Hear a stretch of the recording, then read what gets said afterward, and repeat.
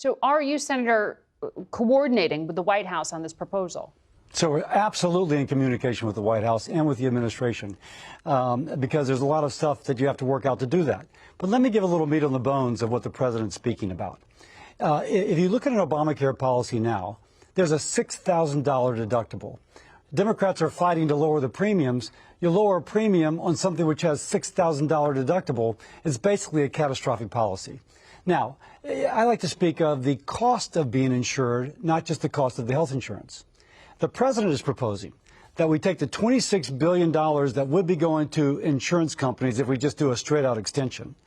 And by the way, 20% of that $26 billion, 20% will go for profit and administrative overhead. Give it directly to the American people in an account in which 100% of the money is used for them to purchase health care on their own terms. Now that makes them an informed consumer. It also helps address the need to have coverage for that deductible. And if they get that policy with a higher deductible, they can actually lower their premium.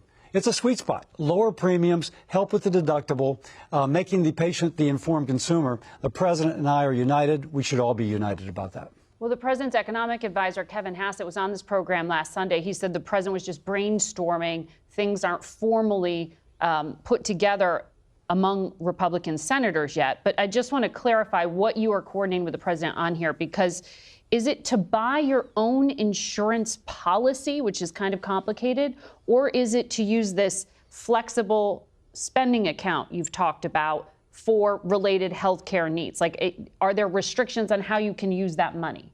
So first, there's two types of premium tax credits.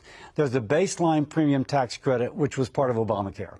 That would stay in effect, and people would still buy a policy. For example, they get in a car wreck, something disastrous. They need somebody negotiating on their behalf with all the providers. That stays the same. Okay. What we're talking about, and the shutdown was over, the enhanced premium tax credits.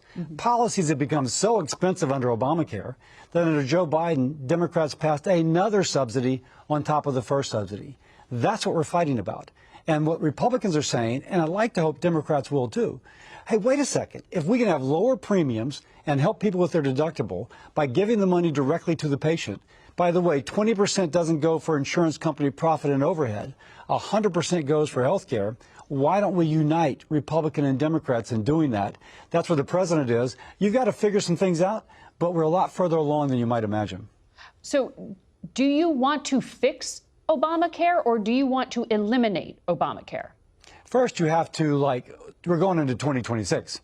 That's like a month and a half from now. Right. And so you've got to work with what you have.